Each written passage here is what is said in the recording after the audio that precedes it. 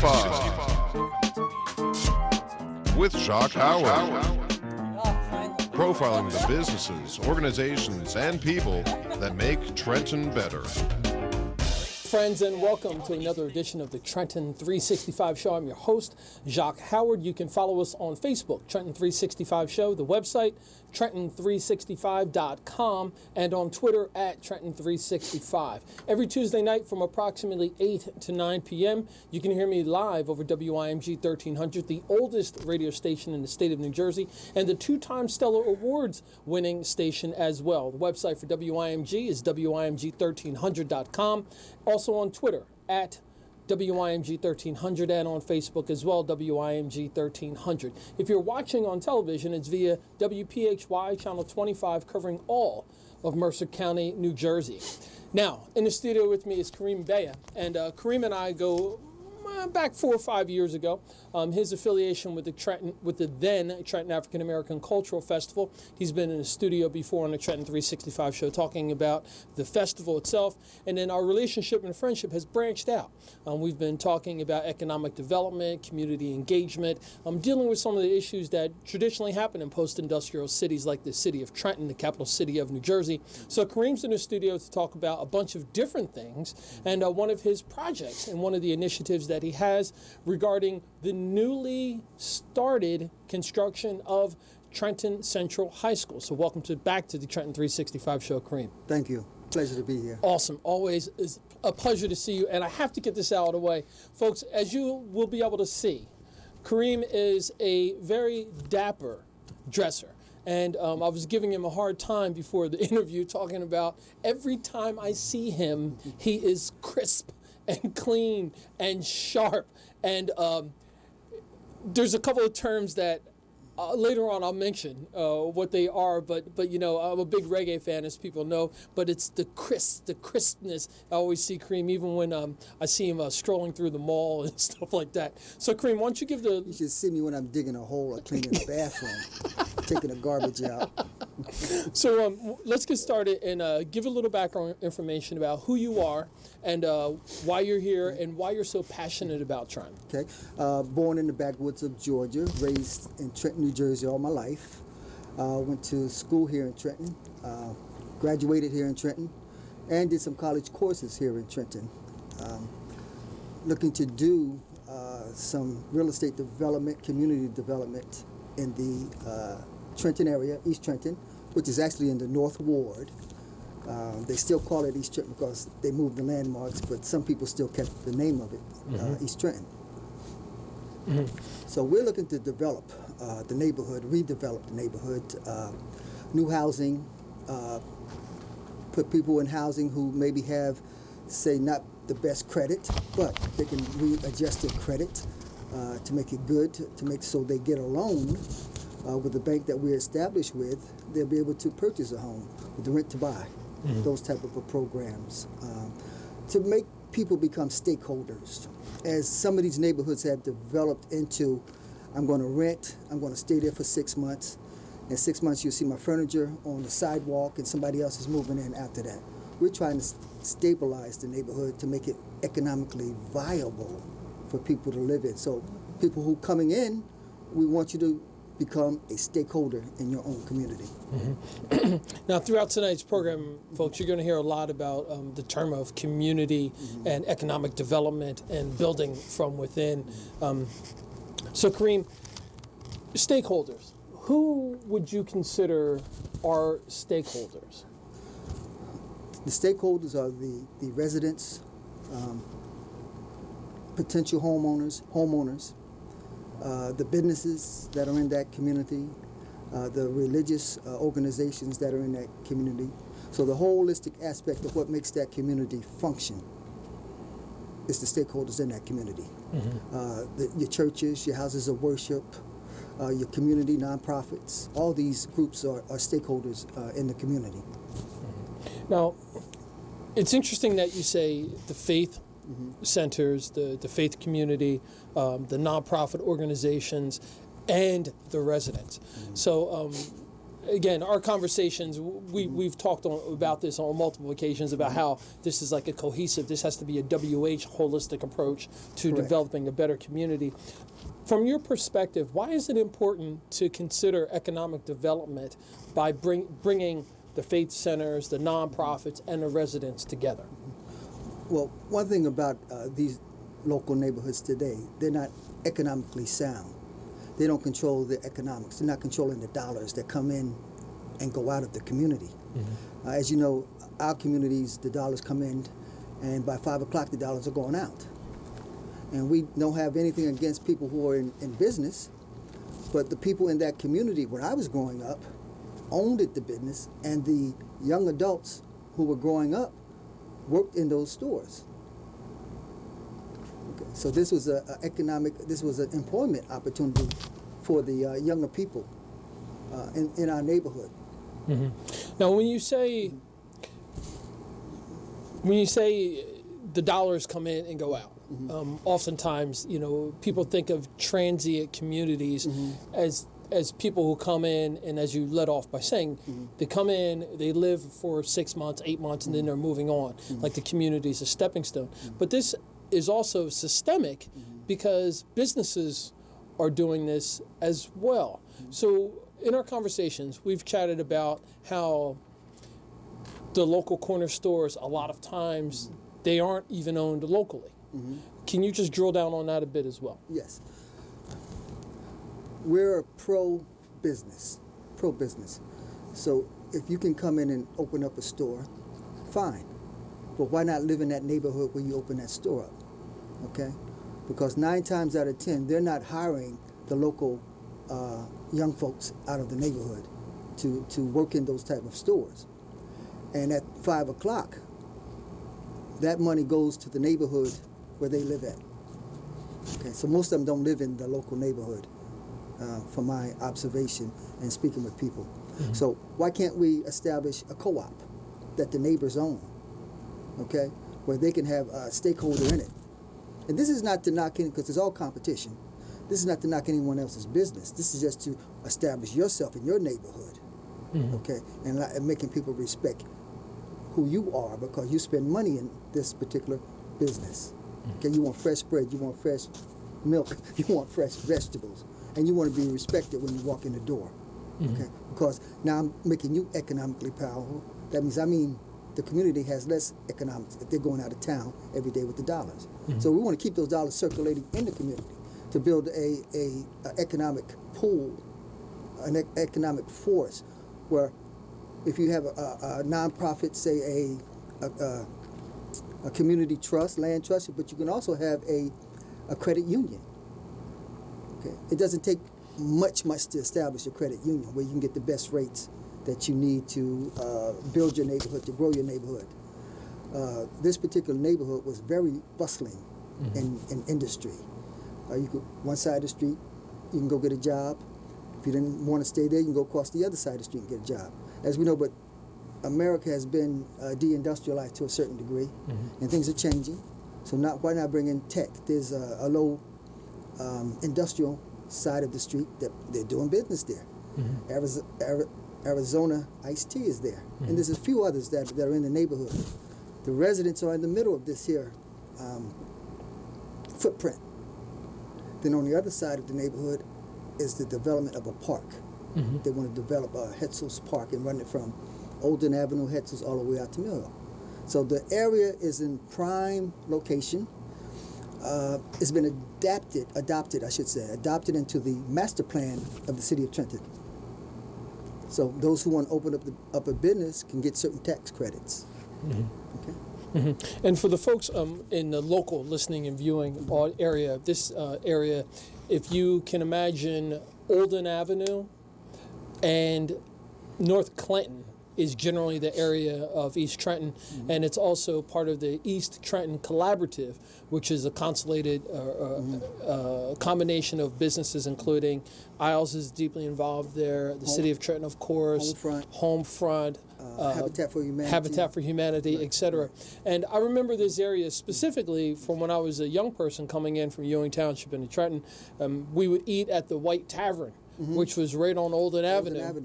which is now across the street from, I believe it's St. Joseph's Church, Right. which is a Latino Hispanic Correct. church, thriving church on Sundays. It's hard to even drive by there because it's so crowded. Yes, it is. And in addition to that, around the corner on North Clinton was the public meat market.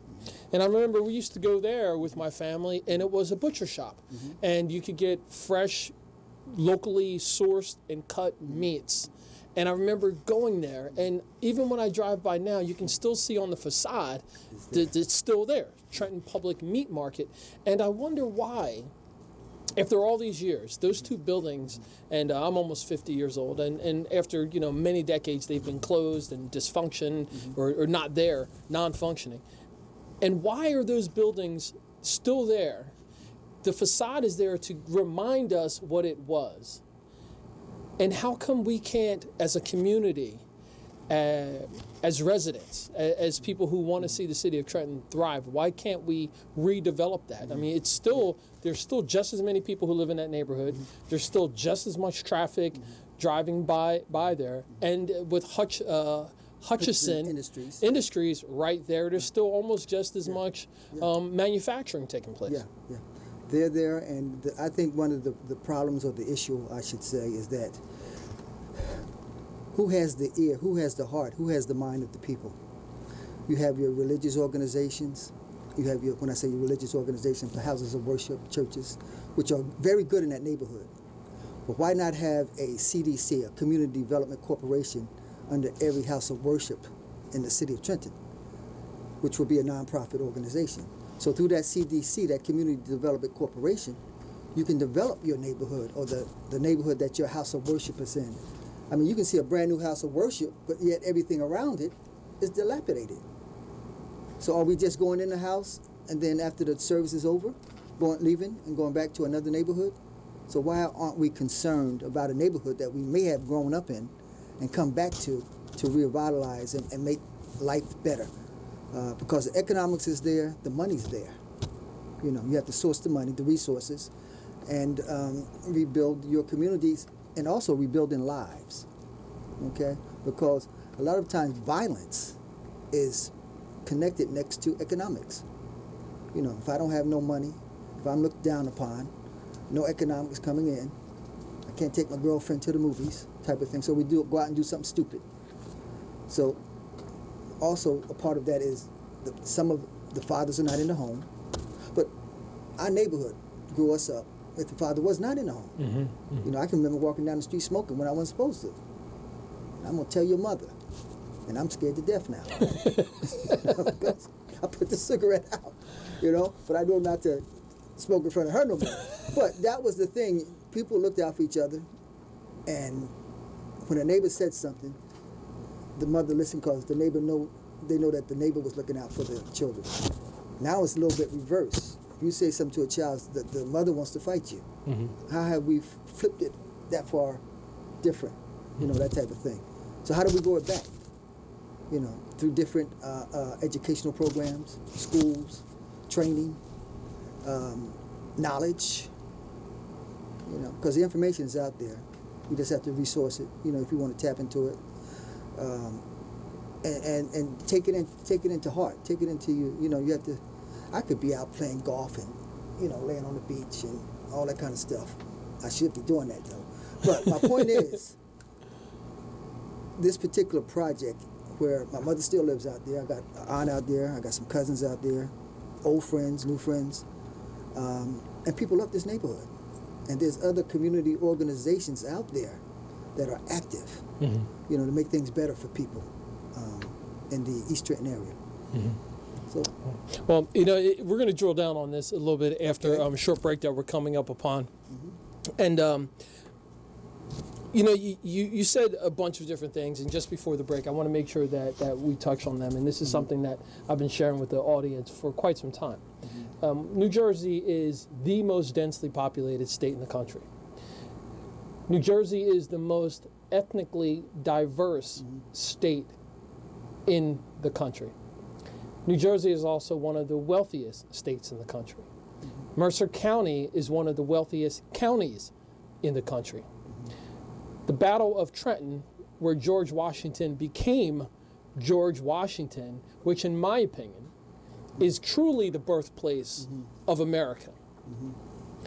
We need to galvanize this history, the economics, the opportunities that we have here, and recognize that the diversity can be a challenge, but the diversity is also a positive and something that we can build upon. And I'm encouraged by what you're saying, and then after the break, we're going to be talking in detail about your project and one of the initiatives that you have. So, folks, stay tuned. We'll be back after a short break. You're listening to the Trenton 365 Show. I'm your host, Jacque Howard. In the studio with me is Karriem Beyah, and you're listening over WIMG 1300 and watching over WPHY, Channel 25, covering Mercer County, New Jersey. We'll be back after a short break.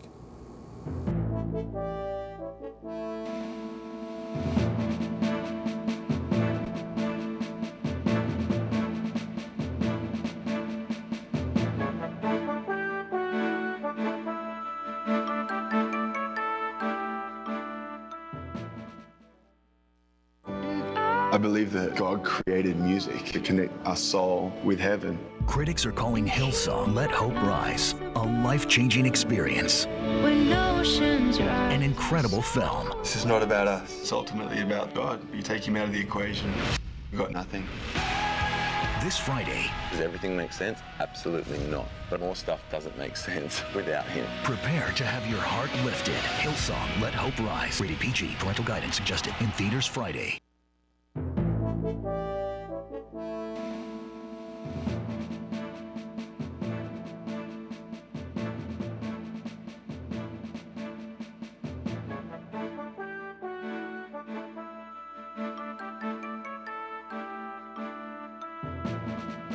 And welcome back to the Trenton 365 Show. I'm your host, Jacque Howard. You are listening over WIMG 1300, watching over WPHY, Channel 25, covering Mercer County, New Jersey.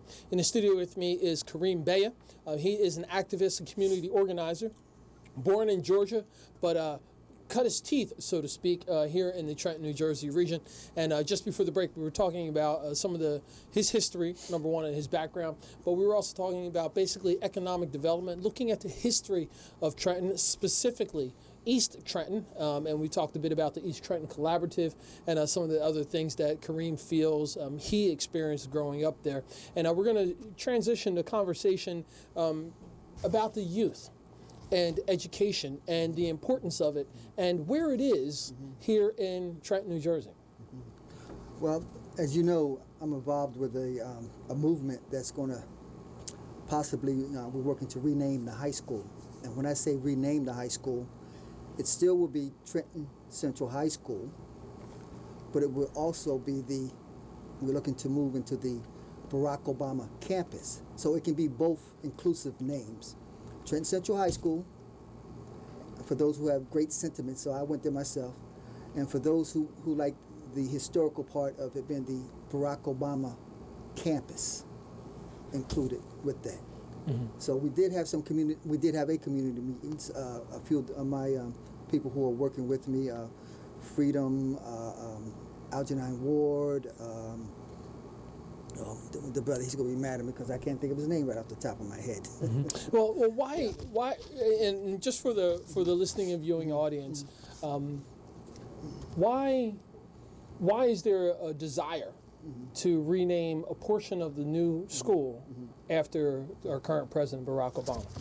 I think it would be a great thing for the future people, students that's going there. I think it'll be a great thing for the city of Trenton.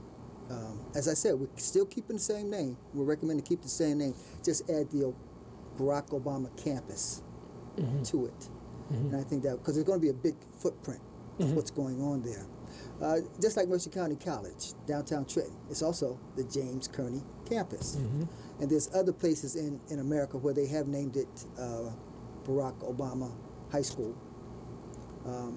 We wanted to do that, but we got some sentiments that we shouldn't do it that way. So we're listening to our audience and those who we talk to and the recommendations of how we should do it. So we're going to eventually sit down with the Board of Education and talk to them and make a presentation. Now, I haven't told you this, but my feelings about this, and I know that there's people in the listening and viewing audience who are pro-Obama and anti-Obama and pro-Democrat, anti-Democrat, or whatever. this, in my opinion, isn't about that. Most of the educational facilities throughout this region are named after someone. Whether you take it's a local person. I mean, I grew up in Ewing Township, and I went to William L. Antile School. I never knew about the Antile family. However, the school was named after after William L. Antile. So for the folks who are upset about the idea of having Trenton Central High School have the Barack Obama campus in some capacity, consider the schools that you went to, the schools that your children went to, or your family members went to. Most of them were named after someone, or the name was changed to be named after someone. So let's get that off of the table. My next point. Let me add this, though. Sure. I went to Woodrow Wilson Elementary School. Now let's study the history of Woodrow Wilson. Exactly. Okay.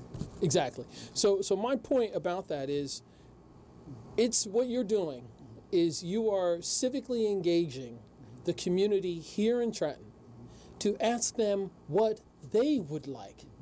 Because I think that's part of the issue and the problem with a lot that takes place is that there aren't enough people who have skin in the game to say, hey, look, I want my voice to be heard. I want to be a part of the process. So if you and the people on the committee organize something where there's X number of people who represent the community, and this is what the community wants, well, it behooves all the administration, the politicians, and everyone else to do what the community wants. That's how you develop a community. Correct. And I agree with you. And the gentleman's name I just couldn't pop in my head at the moment was Cameron Hunt. He's been at the forefront with this also, working with us. So Cameron, Freedom, and Algernon. Ward. All community organizers, all very active in the city of Trenton, working with a diverse group of people, very civically engaged, all pushing for education, safety, health, a bunch of different things that 20, 30, 40, 50 years and beyond from now. And what I'm working to do is to make sure that these men are known, that their history, what they've done historically for Trenton, is known. Because that's part of, I believe, another issue. We have got to document our history and document it from our perspective, because it's important for us to share that information, because oftentimes we're fed information from other people who have skin in the game that don't want to share information. For example, I told you, I went to Antile Elementary School. It took me until I was in my 30s to even know about who Antile was. So again, it behooves us now with technology and the information that's out there and the access that we have for all of us to do our homework and to be involved in the process of making the community what we want it to be. So curriculum. This is where we want to make our community educational-wise what we want it to be. We have to be involved in the input and the design of the curriculum that goes into the books, that goes into the heads of our children. A lot of education nowadays about, let's say, African American history. Most of it is incorrect because they put it in there for a reason to be incorrect. Or they put being a slave was not so bad. Here's someone who has took all your humanity away from you, all your dignity, but yet it was okay because you were being fed 3 meals a day or whatever it was, So those type of things they put in the book now. A lot of parents are catching it and they're bringing it to task, which is good. But we like to see the Trenton parents, while the high school is not exactly built yet to work with the curriculum program, to design the curriculum. There was at one time a group of teachers that came through the school system were super dynamic. Most of them have retired now, and this has been back past 30, 40 years. Dr. Page had brought them, went to different colleges to recruit African American teachers, and they came here and you learned. Not saying that the teachers there are not teaching. I'm saying that the curriculum needs to have the input of the community, of the parents who go there, PTAs, PTOs. You have to turn off the TV. You have to turn off the reality, the fake reality TV, and go to your child's PTA, PTO conference. You know, you can't wait till the end of the year when he's failing. You know, now you show up because you mad because he's not passing, and now you mad at the teacher. Where were you all year long? Okay, respect for the teacher. You have to have respect for the teacher. You know, that's the way I was raised up, and the people who was raised up with me in that era. You respected your teacher, because if you don't respect your teacher, you're not going to respect education. And education is what frees us to move forward with all the obstacles that's in our way. And education today, if you get it properly, it's so. These kids today, these young folks today are awesome. I'm talking about, I'm looking at watching TV, and I'm going to school. I'm going to learn. I got a good teacher. You know, they're enthused about it. But why is it that by the time they get, some of them, not these ones, but some get to 9th grade, they're done. You know, they don't want to go to high school. If they go to high school, they may make 1 year.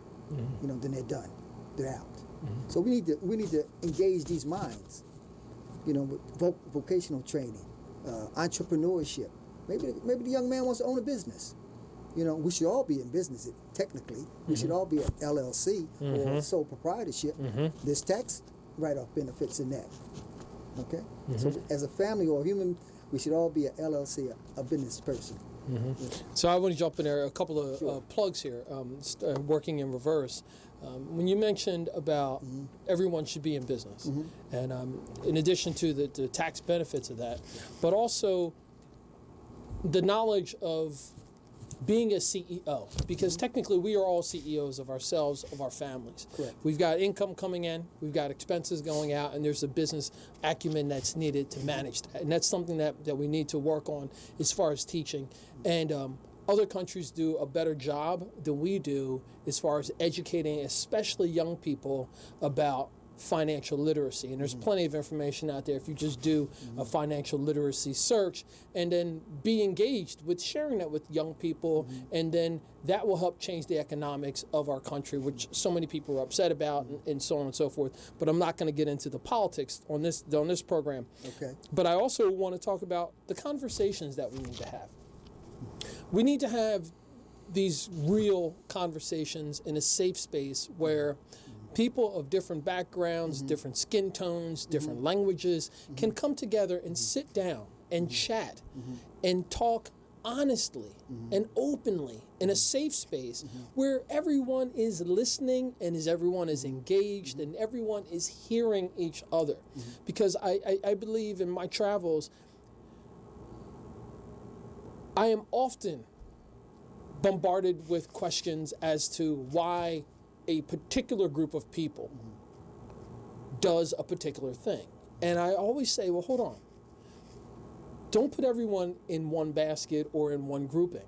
True. How much time have you spent with that group of people before you come to this grand assumption? How have you tried to communicate with those particular people in a way that they can understand what you're saying? And oftentimes you get that puzzled look because there hasn't been any attempt to do that. And if we don't get